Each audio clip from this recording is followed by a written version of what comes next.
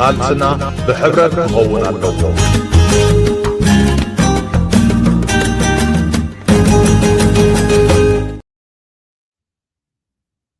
ሰላምን ጥዕናን ዝኸበርክንን ዝኸበርኩምን ተኸታተልቲ መደብ ጠመተና ኣብ ሳተላይት ቴሌቪዥን ኤርፒኤም ኤሪትሪያን ፓብሊክ ሚድያ ምሳኹም ዘለኹ ኣዳላውን ኣቕረብን ናይዚ መደብ ኢሳያስ ተወልደ ካብ ሕቡራት መንግስታት ኣሜሪካ እየ። ንሎሚ ሒዘልኩም ቀሪበ ዘለኹ ስርዓት ግደፍ ንፅምብል ስርሒት ፈንቅል ኣብ ዝሸባሸበሉ ዘሎ እዋን ንተጋዳላይን ሰኣላይን ስዩም ፀሃየ ንምዝካር ዝዓለመ መደብ እዩ። ምክትታልኩም ብትሕትና ይፅውዕ። ሰናድን ስራሕ ጥቕያ ስርሒት ፈንቅል ኣብ ጎዳጉዲ ዒራዒሮ ፀምበልቱ ናይ ህዝብና መንሽሮ ተጋዳላይ ሰኣላይ ስዩም ፀሃየ ሓደ ካብቶም ክቡራት ጋዜጠኛታት ኤርትራ ኮይኑ ሕጂ ካብ 2001 ጀሚሩ ብጭውያ ተኣሲሩ ዘሎ እዩ። ኣብ 1990 ኣብ እዋን ስርሒት ፈንቅል ዝነበሮ ተራ ካብ ኩሎም መቓልስቱን መሪሕነት ህዝባዊ ግንባርን ዝተሰወረ ይኮነን። ጽቡቕ ኣጋጣሚ ኮይኑ ድማ እዚ ክፋል ህይወቱ ኣብ ታሪክ ኤርትራ ብጽቡቕ ተሰኒዱ ኣሎ። ኣብ እዋን መጥቃዕቲ ፈንቅል ህዝባዊ ግንባር ሓርነት ኤርትራ ንማሳዋ ሓራ ንምውፃእ ኣብ ዘካየዶ ውሳነ ስርሒት ስዩም ፀሃየ ከም ናይ ቅድመ ውግእ ካሜራማንን ፎቶ ጋዜጠኛ ኮይኑ ኣገልጊሉ ኣካል ሓላፊ ኣሃዱ ሓበሬታን ሰነድን ህዝባዊ ግንባር እዩ ነይሩ። ነቲ ውግእ ኣብ ሓቀኛ ግዜን ምቁራፅ እንተላይ እቲ ኣብ ማይን ምድርን ዝፍፀም መጥቃዕቲ ሓርነት ማሳዋ ንታሪኻዊ ስትራቴጂካውን መዝገብ ምስናድ ምስሊ ተጋደልቲ ህዝባዊ ግንባር ኣሃዱታት ሓይሊ ባሕሪ ከምኡውን ኩነታት ዓውደ ውግእ ምቕራፅ ንሞራል ስልጠና ከምኡውን ንኣህጉራዊ ንቕሓት ዝውዕል ናይ ግዜ ኩናት ተንቀሳቓሲ ስእሊ ምፍራይ ኣብ ግዜ ፈንቅል ዝሰርሑ ስራሕ ገለ ካብቶም ብዓይኒ ዝስሕቡ ስእላዊ ሰነዳት ቃልሲ ኤርትራ ይቁፀሩ። እዚ ልዕሊ ኢሉ ዝተጠቕሰ ውፅኢት ምድላይ ኣብ ስዩም ብውልቂ ዘይኮነስ ኣብቲ ውግእ ባዕሉ ዘተኮረ እኳ እንተኾነ ኣብ ዓንኬላት ታሪኻዊ ጋዜጠኝነት ኤርትራ ገዲኡ ብሰፊሑ ዝፍለጥ እዩ። ስርሒት ፈንቅል ካብ ለካቲት 8 ክሳዕ ለካቲት 10 1990 ንባዕሉ ንማሳዋ ሓራ ዘውፅእ ዕውት ናይ 3 መዓልታት መጥቃዕቲ ህዝባዊ ግንባር እዩ። ድሕሪ ናጽነት ኤርትራ ስዩም ፀሃየ ካብ ናይ ግንባር ሰኣላይ ኩናት ናብ ሓደ ካብቶም ኣገደስቲ ኣካላት ኣብ ሓድሽ መራኸቢ ብዙሓን ሃገርና ተሰጋጊሩ። ድሕሪ ናጽነት ዝነበረ ህይወት ብሰለስተ ምዕራፋት ክርዳእ ይከኣል። መሪሕነት መንግስታዊ ሚድያ፣ ናፃ ጋዜጠኝነትን ማእሰርትን። ድሕሪ ናጽነት ኣብ 1993 ስዩም ናይ መጀመርታ ዳይረክተር ናይ ተሓዳስ ተፈጥረት ሃገራዊ ፈነወ ኤርቲቪ ኮይኑ ተመዚዙ። ኣቃውማ ስልጣን ስእላዊ መንነት መንግስታዊ ቴሌቪዥን ኤርትራ ንምምስራት ሓጊዙ። ካብ ክቡር ሰኣላይ ኩናት ህዝባዊ ግንባር ዝነበሮ ድሕረ ባይታ ቀዳሞት ኤርትራውያን ሚድያታት ኣብ ምቕራፅ ተኣማንነት ጽልዋን ሂብዎ። ወላ እኳ ኣብ መጀመርታ ኣብ ውሽጢ መንግስታዊ ስርዓት ይሰርሕ እንተነበረ ስዩም ንዲሞክራሲ ግሉጽነት ሰብኣዊ መሰላትን ዝነበሮ ተወፋይነት ምስ ገዛኢ መራርሓ እናተጋጨወ ይኸይድ ነበረ። ኣብ መወዳእታ ኣብ ኤርቲቪ ገዲፉ ነፃ ጋዜጠኛን ሰኣላይን ፍሪላንሰር ኮይኑ ክሰርሕ ጀሚሩ። ኣብ ከም በዓል ሰቲት ዝኣመሰላ ነፃ ጋዜጣታት ኣበርክቶ ገይሩ። ጽሑፉን ስእሉን ብዛዕባ መንግስታዊ ግህሰታትን እናነከየ ዝኸይድ ዘሎ ፖለቲካዊ ቦታን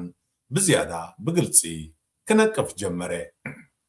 ኣብ መስከረም 2001 መንግስቲ ኣብ ልዕሊ ተሓድሶ ዝደለዩ ሰበስልጣን G15ን ነፃ ፕረስን ኣብ ዝወስደሉ ዝነበረ እዋን ስዩም ተኣሲሩ። ብውሕዱ ምስ ካልኦት 13 ጋዜጠኛታት ብዘይ ፍርዲ ተኣሲሩ። تخكلنيا أكمامتون طعنون زاقيتاي تفلتن ولا قوا صبصباتن كغلصو نابتان بوليتيكاو اسرات زخون مسالت يزخونت بيت ماسرتي إرعيرو تأثيرو سيوم حدي كابتوم أب غزي كنا زنبرو نفعس سالتي إرتران نمبسعاتات قالسي ناتنت ديمقراسي فتحي تحتاتنت زامنه متكلاو غازيتنيا كوينو يذكر أهجراو انتقالات أخبيرون أولوا Reporters Without Borders عبكل تشحن شوعتن بلوز ريبورتر نايز عمد زيلانو سيمانو كنن زخبر كنن تخطاتلتي كابزب بمغصال قطامي دراسن قطامن صقاي محاري تمرعو عم مبل 72 عمت لدتو نتاغرا لاي سيوم صحيه كان مخلط عمت عبقص ناي فيسبوك بدمصي نزلطفا ملختي حجي حصات صحفتي وسيخو بوست غبرا نبيبه نتا ناي قد مخلط عمت ملختو كم زلاتا نبخاتكم كبلاء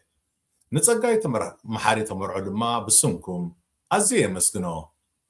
فنقلن سيومن سنادي اب قدقاد سنداتو اب قرعات سناد فنقل اب قدقاد سنداتو اب قرعات هيوتو اب صلمات سندو اب برهان تقرلاي سالاي سيوم صحيه ولد مريم سيوم صحيه اب قنيات فنقلن كذكر بخمس كذكر اللو قرم خلت عمت عبعلة لدتو سرحكو فيديو دقيمة أكافل هلخو نخبرو عم بل 72 عمتو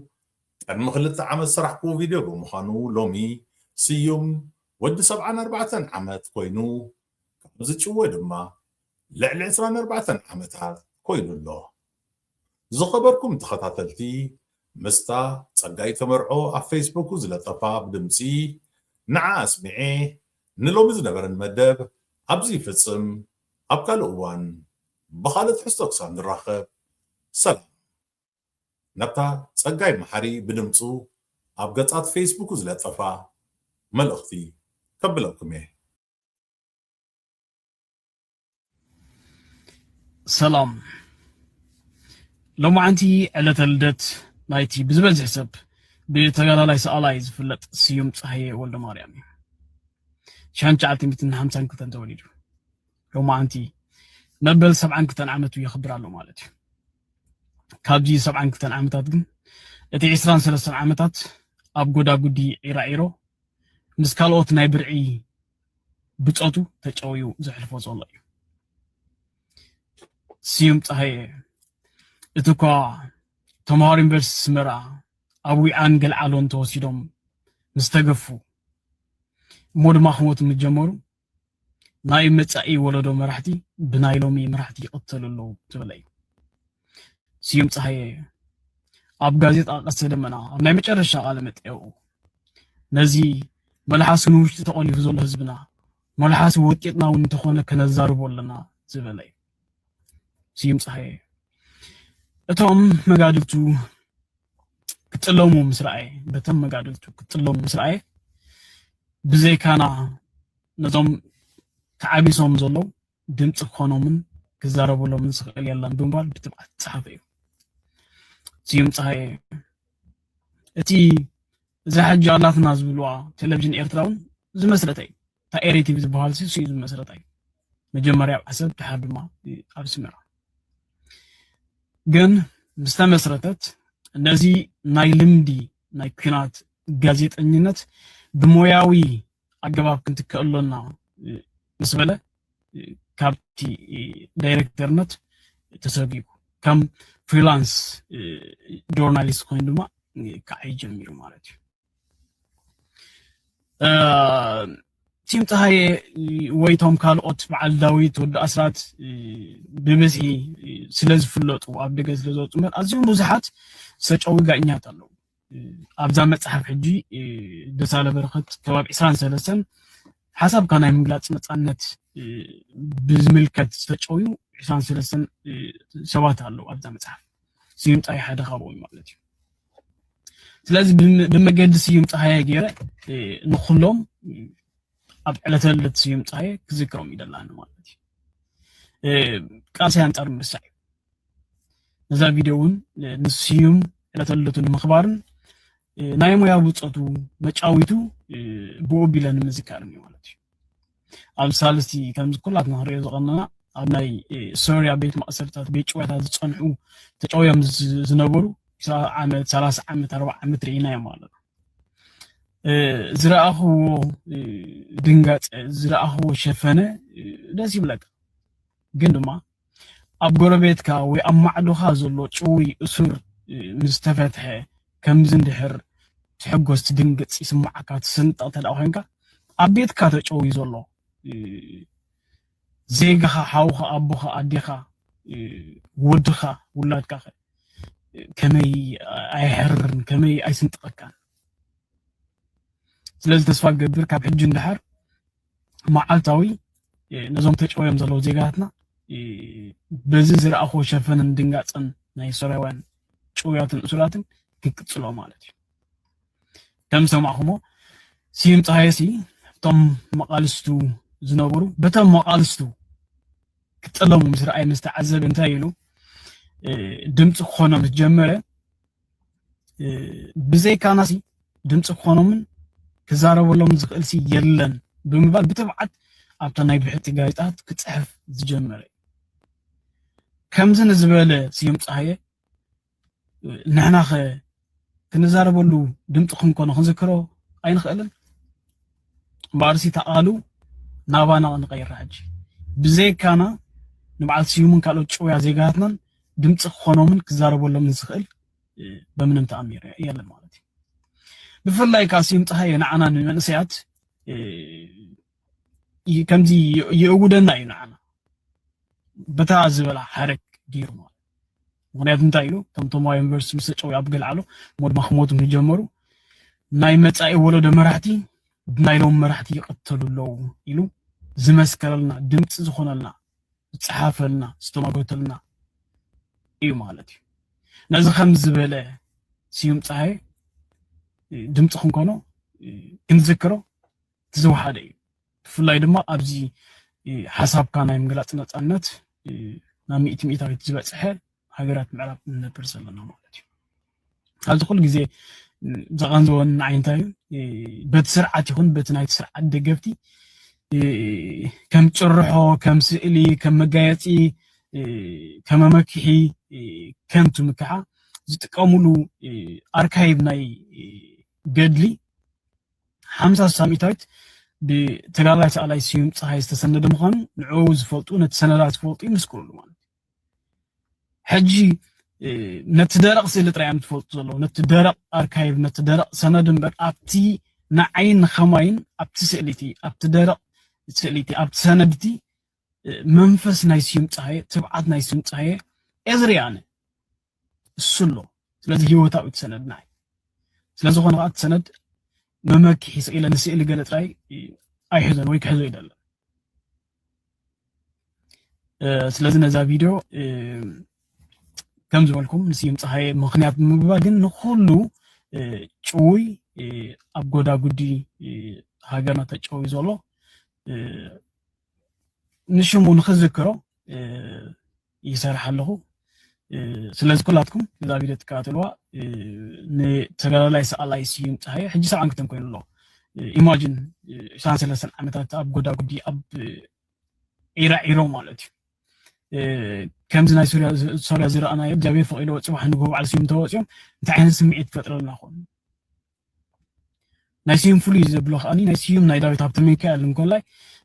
ዳዊት ታእምኮ ጓሉ ዳዊት ሃብተ ሚካኤል ናይ ጋዜጣ መቃልሕ በዓልቲ ቤት ነፍሰ ጡር እንከላ እዩ ተጨውዩ ጓሉ ሕጂ ተወሊዳ 93 ዓመት ገይራ ኣላ ጓል ስዩም ፀሃየ ከዓ ጓሉ እታ ካልአይቲ ጓሉ ናይ 8 ወርሒ በዓልቲ ቤቱ ናይ 8 ወርሒ ነፍሰ ጡር እንከላ እዩ ተጨውዩ ኣይረኣያን ሰውን ኣቦ ኣይረኣያት ብመንፅር እዚ ስድራ ቤት እዚ ኣብ ስድራ ቤት ናእቲና እንድሕር ርኢናዮ ክሳብ ክንደይ ክቐምዙ ከም ዝኽእል ኣነ ኣይጠራጠርን እዚ ኩሉ ግዜ ቃልስና ኣንፃር ምርሳዕ ክኾን ኣሎ እቲ ስርዓት እቶም ዝተጨዊ ዜጋትና ክርስዑ ዝደልዮም ንሕና ከዓ ኣንጻር ምርሳዕ ክንቃለስ ኣለና ባህላ እያ ብፍላይ ከዓ ከም በዓል ስዩም ፀሓየ ቃል በቃሉ ቃልሲ ኣንጻር ምርሳዕ ክሳብ ክንደይ ኣገዳሲ ምዃኑ ነጊርና ኣሎ ስለዚ ሕጂ እውን በኣ ክክንብታ በታ ስዩም ዝበላ ክክንብታ ነዛ ቪድዮ እቶም ተጨወዮም ተዓቢሶም ዘለዉ ልዕሌና ድምፂ ክኾኖምን ክዛረበሎምን ዝኽእል የለን ንሕና ስቕ ተበልና ግን ዓለም ክትዝክሮም ክነብር ምክንያቱ ስዩም ከም በዓል ዳዊት ኢሳቅ ዓለማዊ ሽልማት ተዋሂቡ መዓልታዊ ከዓ ይዝከር ስለዚ ንሕና ድምፂ ኮይናዮ ብዙሕ ኣይጎድል እዩ ንሕልናና ክንብል ግን ጭውያ ዜጋትና ንኸይርስዑ ድምፂ ክንከውን እዩ ዘለና እታ ዝነኣሰት እታ ዝወሓደት ክንገብራ ንኽእል እሳ ስለ ዝኾነት ስለዚ ደጊመ ጋዜጠኛ ሰኣላይ ተባዕ ፀሓፋይ ስዩም ፀሓየ እንኳዕ ተወለድካ ስለዝተወለድካ ኣርኣያ ኮይንካና ኣለኻ ንዓይ ብጣዕሚ ኣርኣያ ኢኻ ብትብዓት ዝበልካዮም ሓረጋት ቃላት ጥራይ ኣይኮኑን ሂወት ዘለዎም ሓረጋት እዮም ስንቂ ዕጥቂ ሃይሊ ኮይኖም ከዓ ኣብቲ ናይ መፅሓፍ ሂወተይ ብትብዓት ነቲ ዝኣምነሉ ከየትረፍኩ ክምስክሮ ክብሎ ኣኽኢልካ ንለኻ ፅባሕ ንጎ ፅባሕ ካለ መዓልቲ እዩ እግዚኣብሔር ፈቂዶ መቃውሕኻን መቃውሕ ብፀትካን ተሰባቢሩ ብኣካል ክረኽበካ ተስፋ ኣለኒ ምክንያቱ ፅባሕ ካለ መዓልቲ ስለ ዝኾነ ፅባሕ ድማ ኣብ ኢድ እቲ ጨዋይ ስርዓት ዘይኮነት ኣብ ኢድ እግዚኣብሔር እያ ዘላ እግዚኣብሔር ከዓ መቃውሕ ክሰብር ክበታትኽ ይከኣለ እዩ ደጊመ ሃፒ በርዝደይ ስዩም ፀሓየ